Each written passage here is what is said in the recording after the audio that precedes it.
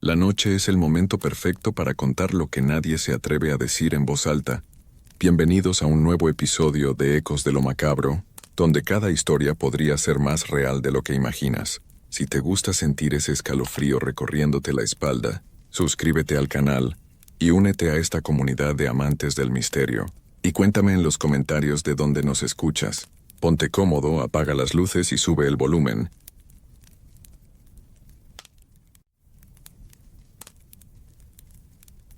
Hola amigos. Me llegó un mensaje de un suscriptor que me platica algo que me erizó la piel. Me cuenta que allá en Chihuahua, en una zona que llaman Lomas del Santuario, hay una casa que nadie se atreve a tocar. Una casa que hasta el día de hoy sigue ahí, abandonada, como esperando algo. O a alguien. Todo comenzó en los años 80. Era una década donde las familias prósperas construían sus casas en las mejores zonas de la ciudad, buscando tranquilidad y estatus. La familia Herrera había logrado eso y más. Don Carlos Herrera era un comerciante exitoso. Su esposa Esperanza una mujer elegante que se dedicaba al hogar. Y tenían una pequeña hija de apenas 8 años, llamada Lucía. Lucía era una niña especial. Tenía esos ojos grandes y curiosos que brillaban con una luz particular. Siempre andaba correteando por la enorme casa, jugando en cada rincón, llenando de risas los pasillos que ahora solo guardan ecos de tristeza. Sus padres la adoraban. Era su único tesoro, la razón de todas sus noches de desvelo cuando era bebé, de todas sus sonrisas cuando llegaban del trabajo. La casa que habían construido era imponente. 3 pisos, jardines extensos, ventanas enormes que dejaban entrar la luz del sol durante el día. Por las tardes, Esperanza solía sentarse en la terraza del segundo piso a tomar té, mientras veía jugar a Lucía en el jardín. Don Carlos llegaba del trabajo y lo primero que hacía era buscar a su pequeña para que le contara sobre su día. Todo era perfecto. Demasiado perfecto, como si el destino estuviera preparando algo terrible. Una noche de octubre, cuando el viento del desierto comenzaba a soplar más frío, Don Carlos llegó tarde del trabajo. Había tenido una reunión importante que se alargó más de lo esperado. Esperanza ya había cenado con Lucía y la había mandado a su habitación a hacer tarea. La casa estaba en silencio. Solo se escuchaba el murmullo de la televisión en la sala. Don Carlos se sirvió un vaso de agua en la cocina y decidió subir a darle las buenas noches a su hija. Pero cuando llegó al segundo piso, notó algo extraño. Había un olor diferente en el aire, como a madera quemada, pero muy sutil. Pensó que tal vez era su imaginación, el cansancio del día largo de trabajo. Tocó la puerta de Lucía y la encontró estudiando en su escritorio, concentrada en sus libros. Le dio un beso en la frente y le dijo que no se desvelara mucho. Ella le sonrió con esa sonrisa que podía iluminar cualquier habitación oscura y le prometió que se dormiría temprano. Esa fue la última vez que Don Carlos vio a su hija con vida. Cerca de las 2 de la madrugada, Esperanza despertó sobresaltada. Un ruido extraño venía del segundo piso, como si algo se estuviera quebrando. Don Carlos también se despertó y ambos se quedaron en silencio, tratando de identificar de dónde venía el sonido. De pronto Esperanza gritó: «¡Humo! ¡Huelo humo!». Se levantaron de inmediato, y cuando abrieron la puerta de su recámara, el pasillo ya estaba lleno de una cortina gris que les picaba los ojos.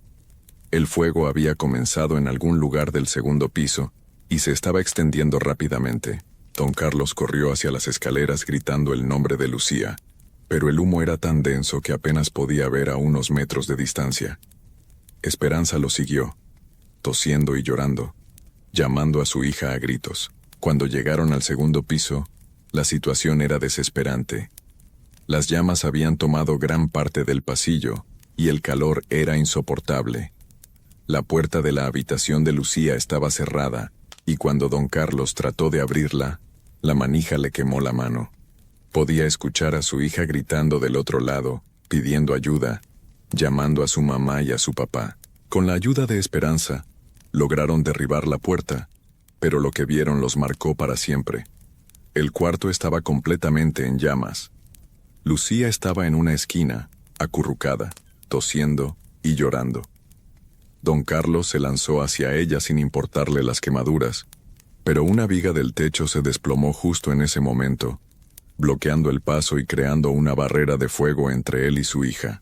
Los gritos de Lucía se fueron haciendo más débiles mientras el humo la envolvía.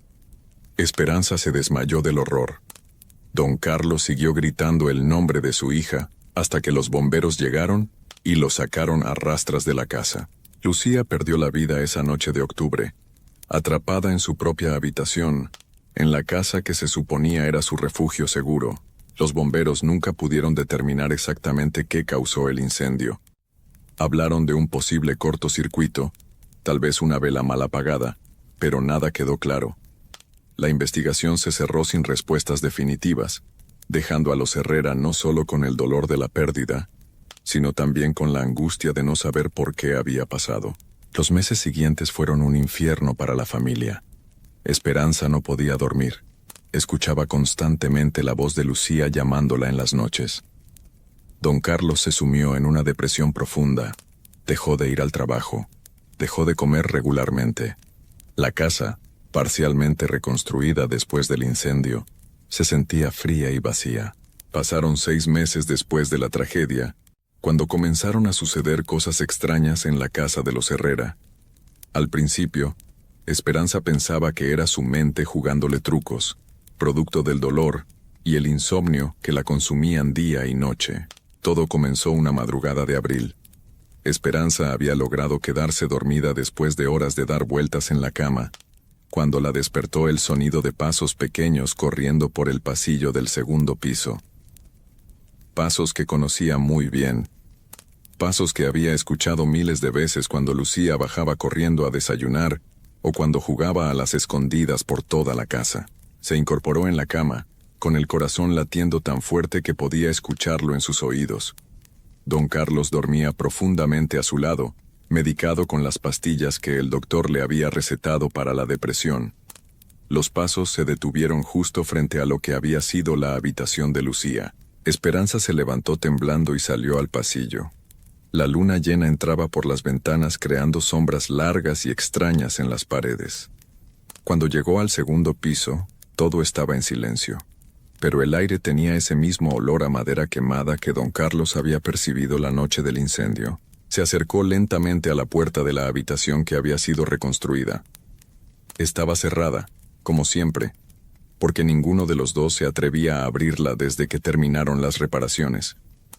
Pero cuando puso la mano en la manija, estaba tibia, como si alguien la hubiera estado tocando constantemente.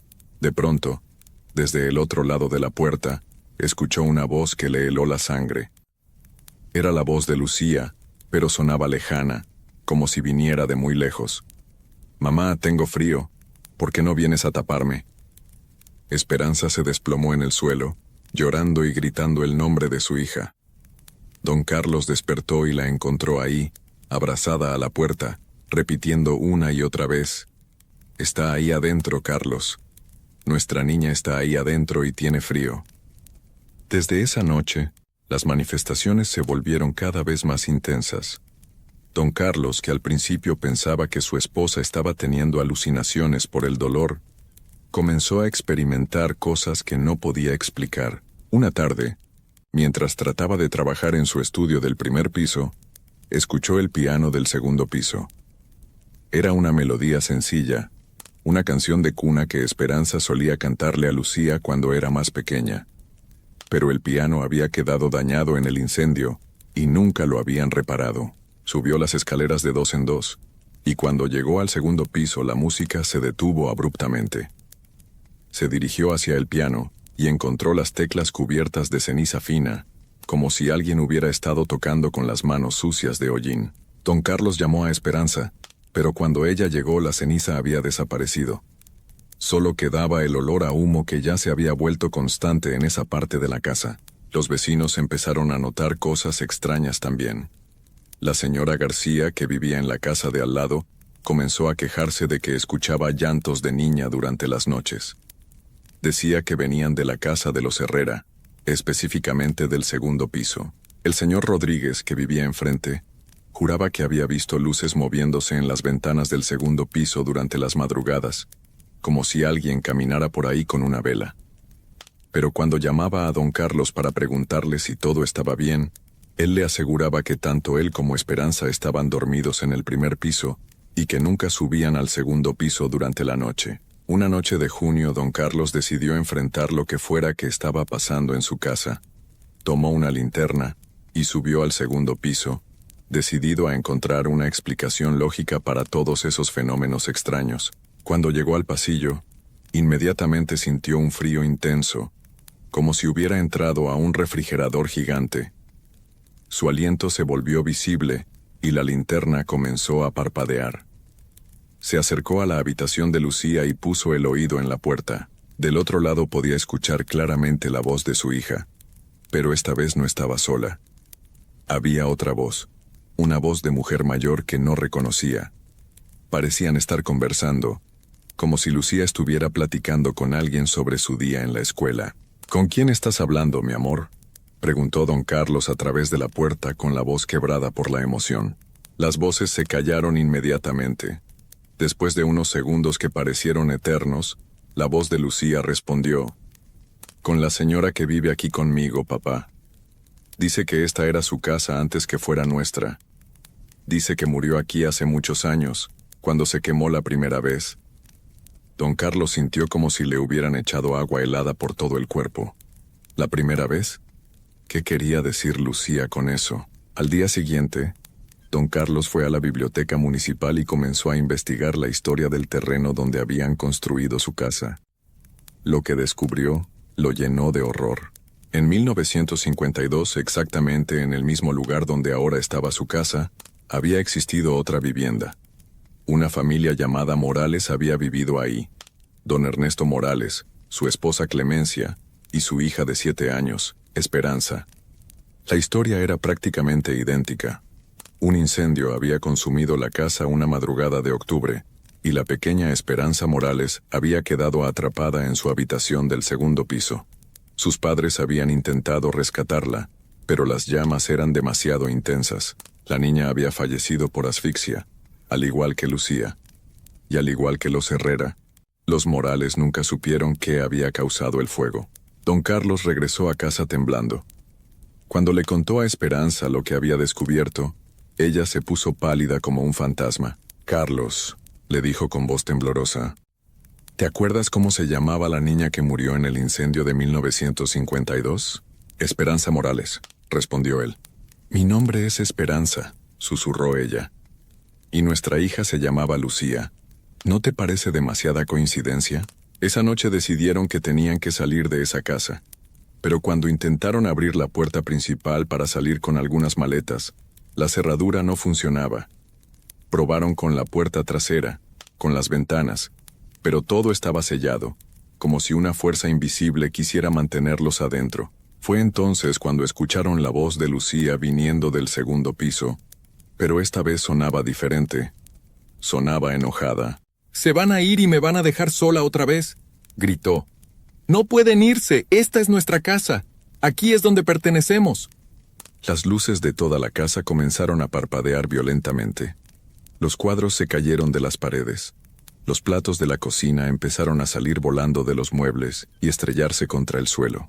Don Carlos y Esperanza se abrazaron en medio de la sala, llorando y pidiendo perdón a su hija, prometiendo que no se irían, que se quedarían con ella para siempre.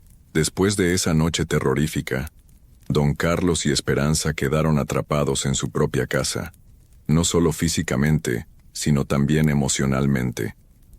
Ya no podían distinguir entre la realidad y las apariciones. La presencia de Lucía se había vuelto tan constante que comenzaron a vivir como si ella realmente estuviera ahí con ellos. Esperanza le preparaba desayuno para 3 personas cada mañana. Ponía un plato extra en la mesa y lo llenaba de comida, que después desaparecía misteriosamente.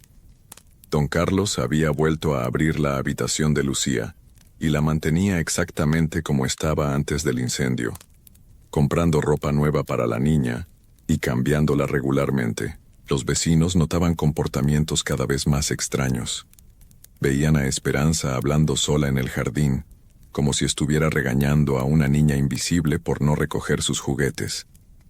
Don Carlos instaló un columpio nuevo en el patio trasero, y los vecinos lo veían moverse solo durante las tardes, como si alguien invisible estuviera jugando en él. La señora García se preocupó tanto que un día decidió tocar la puerta para ver cómo estaban. Cuando Esperanza abrió, se llevó un susto terrible. La mujer había perdido tanto peso que parecía un esqueleto. Sus ojos estaban hundidos, y tenía ojeras profundas que la hacían ver como si no hubiera dormido en meses. ¿Cómo están, Esperanza?, preguntó la vecina con preocupación. Estamos muy bien, respondió Esperanza con una sonrisa extraña. Lucía ha estado muy juguetona últimamente. ¿No la escuchaste anoche corriendo por el pasillo? Le tuve que decir que se calmara porque podía molestar a los vecinos. La señora García sintió un escalofrío. Todos en el vecindario sabían que Lucía había muerto hace más de un año. Trató de razonar con Esperanza, pero ella insistía en que su hija estaba perfectamente bien y que vivía con ellos en el segundo piso. Preocupada, la señora García llamó a los servicios sociales y a la policía. Cuando llegaron a la casa para hacer un chequeo de bienestar, encontraron algo que los dejó sin palabras. La casa estaba en un estado deplorable. Había comida podrida por todas partes, como si hubieran estado cocinando para 3 personas pero solo comiendo 2. Las paredes estaban cubiertas de dibujos hechos con carbón, dibujos que parecían hechos por una niña, casitas, flores, familias felices. Pero lo más perturbador era el segundo piso. La habitación de Lucía estaba perfectamente ordenada y limpia, como si alguien la estuviera cuidando constantemente. Había ropa de niña colgada en el closet, juguetes nuevos organizados por color y tamaño, y la cama estaba tendida con precisión militar. Don Carlos y Esperanza fueron internados en un hospital psiquiátrico. Los médicos dijeron que habían sufrido un brote psicótico compartido debido al trauma de perder a su hija. Durante meses, los doctores trataron de convencerlos de que Lucía estaba muerta, pero ellos insistían en que tenían que regresar a casa porque su hija los estaba esperando. Esperanza murió en el hospital 6 meses después. Los médicos dijeron que fue por desnutrición severa y depresión, pero las enfermeras susurraban que en sus últimos días, ella hablaba constantemente de que tenía que irse porque Lucía la estaba llamando. Don Carlos duró un poco más, pero también falleció al año siguiente. La noche antes de morir le dijo a una enfermera que podía ver a su esposa y a su hija paradas al pie de su cama, diciéndole que era hora de irse a casa. Después de las muertes, la casa quedó abandonada. Los familiares lejanos de los Herrera trataron de venderla, pero nadie quería comprarla. Las historias sobre las apariciones se habían extendido por todo Chihuahua, y cualquier persona interesada cambiaba de opinión después de escuchar los relatos de los vecinos. Pero las manifestaciones no pararon ahí. De hecho, empeoraron. Los vecinos comenzaron a reportar que veían figuras en las ventanas durante las noches. No solo la silueta de una niña, sino también las figuras de un hombre y una mujer. Como si toda la familia Herrera hubiera regresado a casa. El señor Rodríguez juró que una noche vio a toda la familia cenando en el comedor, como si nada hubiera pasado. Podía verlos claramente a través de la ventana, Don Carlos leyendo el periódico, Esperanza sirviendo la cena, y Lucía contando algo animadamente. Cuando parpadeó, la casa volvió a estar vacía y oscura. Algunos adolescentes valientes del vecindario decidieron entrar a la casa una noche de Halloween para demostrar que no tenían miedo. Entraron por una ventana trasera que siempre estaba rota. Lo que encontraron adentro los marcó para siempre. La casa estaba exactamente como la habían dejado Don Carlos y Esperanza. Los platos seguían en la mesa del comedor, con comida podrida y llena de moscas. Pero la habitación de Lucía en el segundo piso estaba impecable, como si alguien la estuviera limpiando todos los días. Cuando los jóvenes subieron al segundo piso, escucharon claramente voces conversando en la habitación de la niña. Era la voz de Lucía hablando con 2 voces adultas, como si estuviera contándoles a sus padres sobre su día. Pero cuando abrieron la puerta, la habitación estaba vacía. De repente, todas las puertas de la casa se cerraron con fuerza. Los jóvenes corrieron hacia la ventana por donde habían entrado, pero estaba cerrada y no se podía abrir. Escucharon pasos corriendo por toda la casa, risas de niña, y voces que les decían, ¿por qué se quieren ir? Quédense a jugar con nosotros.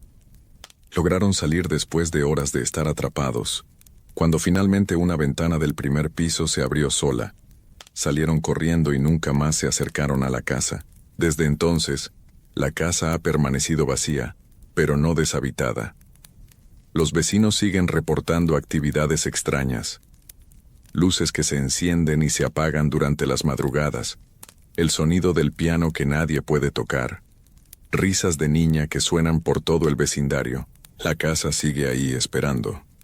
Los vecinos han aprendido a no mirar directamente hacia ella durante las noches, y los padres del vecindario les han advertido a sus hijos que nunca, bajo ninguna circunstancia, se acerquen a esa propiedad. Porque según cuentan, la familia Herrera no está buscando venganza, están buscando compañía. Y una vez que entras a esa casa, te conviertes en parte de su familia para siempre. Dicen que en las noches muy silenciosas, si prestas mucha atención, puedes escuchar a Lucía cantando desde su habitación del segundo piso. Una canción de cuna que su madre le enseñó, pero que ahora suena diferente, como si fuera una invitación para que otros niños vengan a jugar con ella en su casa embrujada de las Lomas del Santuario. Y esa, amigos, es la leyenda de la Casa de las Lomas. Una historia que sigue viva porque la familia que la habita nunca se fue realmente.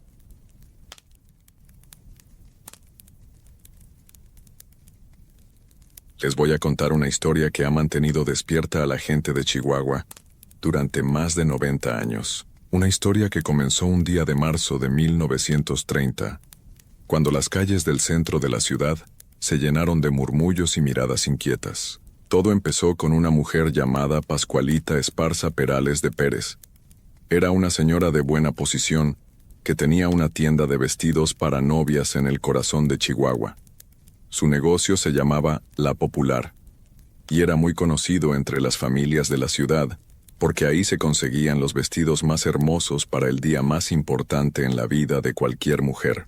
Doña Pascualita era una mujer elegante, de esas que siempre sabían qué decir y cómo vestirse para cada ocasión.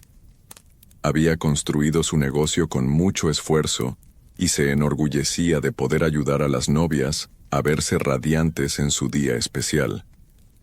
Pero lo que nadie sabía es que su vida estaba a punto de cambiar de una manera que jamás hubiera imaginado. La señora Esparza tenía una hija, una joven hermosa como pocas, con unos ojos que brillaban como estrellas y una sonrisa que iluminaba cualquier habitación. Su hija era la luz de su vida, su mayor tesoro. La muchacha había crecido entre sedas y encajes, rodeada del aroma de las flores que su madre utilizaba para decorar los vestidos, y había aprendido todo sobre la elegancia y la belleza femenina. Un día, la hija de doña Pascualita anunció que se casaría. Había encontrado al hombre de sus sueños, un joven de buena familia que la amaba con locura. La noticia llenó de alegría a la madre, quien inmediatamente comenzó a planear la boda más espectacular que Chihuahua hubiera visto jamás. Durante meses, doña Pascualita trabajó en el vestido de novia para su hija. No escatimó en gastos ni en detalles. Importó las telas más finas, las perlas más brillantes, los encajes más delicados. Cada puntada la hacía pensando en la felicidad de su niña. El vestido era una obra de arte, blanco como la nieve, con bordados que parecían hechos por ángeles. La fecha de la boda se acercaba, y toda la ciudad hablaba del evento. Sería una celebración inolvidable. Los preparativos estaban listos. La iglesia decorada con las flores más hermosas, y los invitados ya habían confirmado su asistencia. Pero el destino tenía otros planes. La noche anterior a la boda, algo terrible sucedió. Los detalles exactos de lo que pasó esa noche se han perdido en el tiempo, pero lo que sí se sabe es que la joven novia nunca llegó al altar. Algunos dicen que fue un accidente, otros susurran que fue algo más siniestro. Hay quienes afirman que la muchacha fue picada por un alacrán que se escondía entre los pliegues de su velo nupcial. El veneno del animal corrió por sus venas como fuego, y en cuestión de minutos la vida se le escapó de las manos como arena entre los dedos. La noticia corrió como pólvora por toda la ciudad. La joven más hermosa de Chihuahua, la que estaba destinada a tener la boda del siglo, había perdido la vida justo cuando estaba a punto de comenzar su nueva vida como esposa. El dolor de doña Pascualita fue indescriptible. Su mundo se derrumbó en un instante. La mujer que siempre había sido fuerte, que había construido un negocio próspero con sus propias manos, se quebró como un cristal al recibir la noticia. Los días siguientes fueron los más oscuros de su vida. No podía comer, no podía dormir, no podía ni siquiera llorar. El dolor era tan profundo que parecía haberle vaciado el alma. Su tienda permaneció cerrada, y los vestidos de novia colgaban como fantasmas blancos en la oscuridad. Pero entonces, algo extraño comenzó a pasar por la mente de doña Pascualita. Una idea que al principio parecía una locura, pero que poco a poco fue tomando forma en su corazón destrozado. Si no podía tener a su hija viva, al menos podría tenerla cerca para siempre.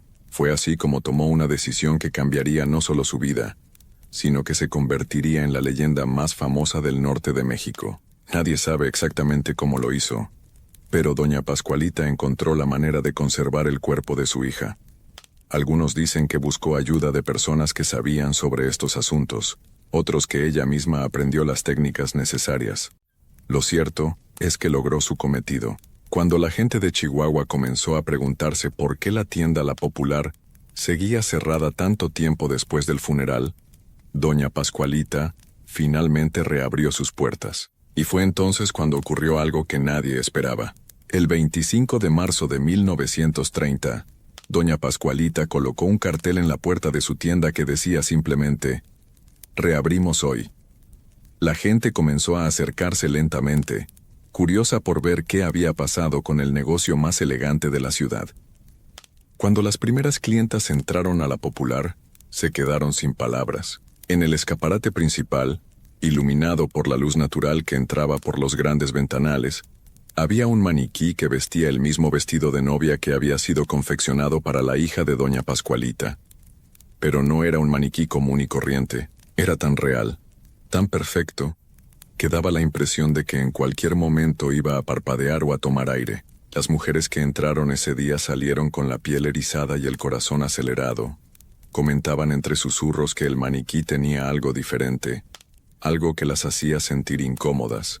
Su piel parecía de verdad, suave y rosada como la de una persona viva.